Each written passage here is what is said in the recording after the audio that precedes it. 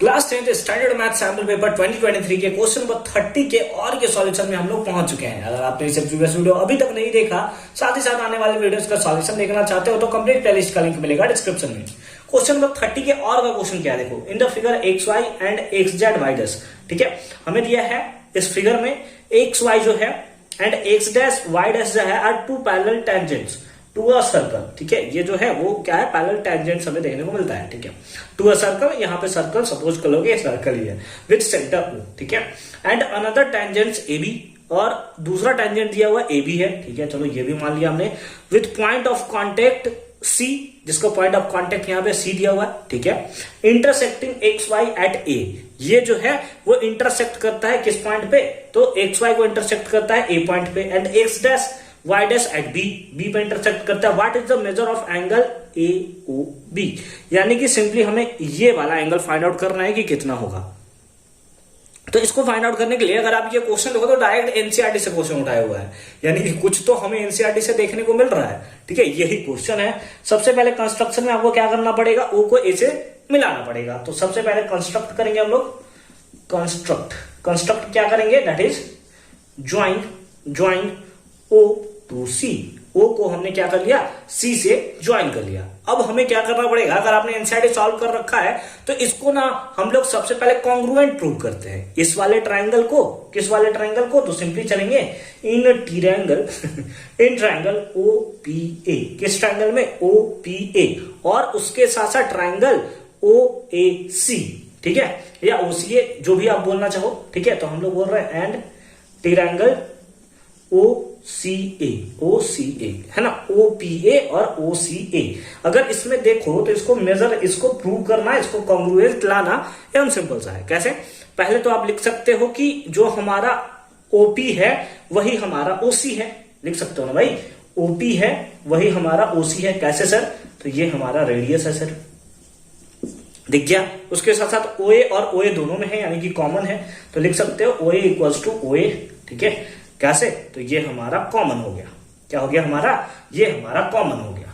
उसके साथ साथ कुछ और एक साइड प्रूव कर दिया जाए, हम लोग बोल सकते हैं कि एपी जो होगा वो इक्वल होगा एसी के। क्या होगा, एपी जो होगा इक्वल होगा एसी के। कैसे, वही टेंजेंट्स वाला थ्योरम लगेगा, है ना, कि जो एक्सटर्नल पॉइंट से अगर हम लोग टेंजेंट ड्रॉ करते हैं सेम सर्कल पे तो वो इक्वल होता है। ठीक है, तो इस बेसिस पे हमारा यहाँ पे आ चुका है। तो अब हम लोग बोल सकते हैं कि ट्राइंगल ओ पी ए, अच्छे से लिखते हैं इसको थोड़ा, O P A is congruent to triangle O C ए।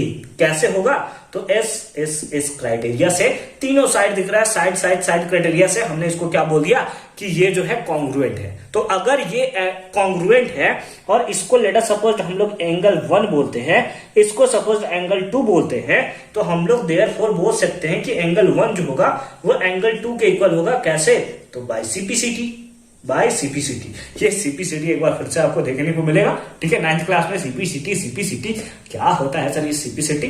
ठीक है, आप लोग इसका फुल फॉर्म बता दोगे कमेंट सेक्शन में। कोई बच्चा पहुंच जाता है कि सर सीपीसीटी का फुल फॉर्म क्या होता है, ठीक है, तो वहां पे आप बता दोगे। ठीक है, तो एक हमने एंगल 1 को एंगल 2 के इक्वल कर लिया है। अगर हम लोग सिमिलरली बात करें कि सिमिलरली अगर हम लोग ट्राइंगल, अगर हम लोग बात करें इस बार ओ पी ए लिया था, इस बार हम लोग लिख लेते हैं ओ क्यू बी, ये जो होगा वो इक्वल होगा ओ ट्राइंगल ओ सी बी के। देखो कैसे, समझो बात को अच्छे से समझना। ये हमने प्रूव कर लिया, तो क्या सिमिलरली हम लोग इसे भी प्रूव कर सकते हैं कि ओ क्यू बी जो होगा वो कॉन्ग्रुएंस होगा ओ सी बी के। भाई यही तो मेथड सेम लगेगा ना, तो हम लोग यहाँ पे सिंपली लिख देंगे सिमिलरली। ठीक है, सिमिलरली लगा दोगे, बाकी सब समझ जाएगा एग्जामिनर, टेंशन नहीं लेना आपको। ठीक है, तो उस बेसिस पे आप क्या बोल सकते हो कि ये भी जो होगा हमारा सिमिलर होगा। कैसे, ब्रैकेट में लिख दो एस से। कैसे होगा, एस से। ठीक है, तो इस बेसिस पे देयरफॉर अगर हम लोग इस एंगल को 3 सपोज करें, ठीक है, इस एंगल को अगर हम लोग 3 ले लें, इस एंगल को अगर हम लोग 4 ले लें, या किसी को भी कुछ ले सकते हो, कोई दिक्कत नहीं है। इसको आप 3 ले लो, इसको आप 3 ले लो, इसको आप 4 ले लो, ताकि 1 2 3 4 ऐसा लाइन में लगे। ठीक है, ऐसा कोई बात नहीं है, आप उसको 4 3 कोई दिक्कत नहीं है। तो आप बोल सकते हो कि एंगल 3 जो होगा वो इक्वल होगा एंगल 4 के। कैसे, तो अगेन बाय सीपीसीटी। होगा कि नहीं होगा, होगा ना। पहले इसको प्रूव कर लिया और सिमिलरली हमने इसको भी प्रूव कर लिया। सिमिलरली लिख दो, कोई दिक्कत नहीं है। अगर आप चाहते हो कि नहीं हम पूरा करना चाहते हैं सब कर सकते हो, कोई दिक्कत नहीं है। यहां से भी नंबर नहीं घटने वाला है, ठीक है। तो एंगल 3 इक्वल्स टू एंगल 4 हो गया। अगर आपको बताया जाए OPQ या QOP या POQ क्या है, स्ट्रेट लाइन है ना, तो आप लोग सिंपली लिख सकते हो कि PQ is a straight line, ठीक है। लिखेंगे since PQ is a straight line, क्या है, एक स्ट्रेट लाइन है। क्या है, स्ट्रेट लाइन है। PQ कैसा है, स्ट्रेट लाइन है। देयरफॉर आप बता सकते हो कि यहां पे जितना भी एंगल बन रहा है सबका सम कितना होगा, 180 डिग्री। अरे स्ट्रेट अगर लाइन है तो इसके टोटल एंगल कितना होगा, 180 डिग्री होगा।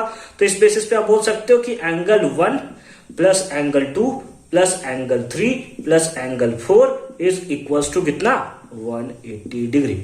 इज इक्वल्स टू कितना, 180 डिग्री। अब एंगल 1 एंगल 2 के इक्वल है, ठीक है। और आप ध्यान दो, अच्छे से ध्यान दो, यहां अच्छे से ध्यान दो। आपको कौन सा एंगल चाहिए था, एंगल AOB, यही चाहिए था ना, AOB। तो इसमें कौन कौन सा आ रहा है, 2 और 3 आ रहा है। तो किसी तरीके से सारे इक्वेशन को ना 2 और 3 के फॉर्म में ट्रांसफॉर्म करने का ट्राई करो।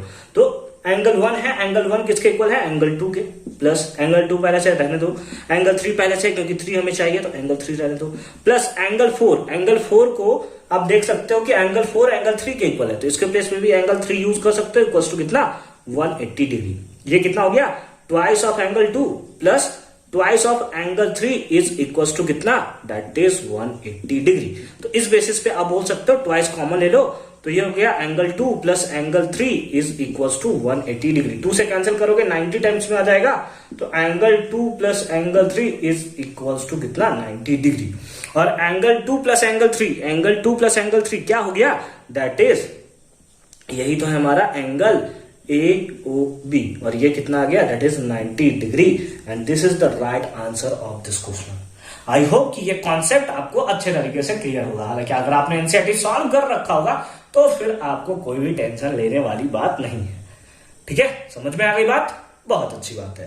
तो आई होप कि क्वेश्चन नंबर 30 के और का क्वेश्चन आपको एकदम क्लियर फॉर्म में समझ में आया होगा। मिलते हैं आपसे अगली वीडियो में क्वेश्चन नंबर 31 के सॉल्यूशन के साथ। अगेन 31 जो है वो प्रोबेबिलिटी से रिलेटेड क्वेश्चन है, इंपॉर्टेंट क्वेश्चन है। चलिए उसे भी देखते हैं, बट नेक्स्ट वीडियो में। कंप्लीट प्लेलिस्ट का लिंक मिलेगा आपको डिस्क्रिप्शन में।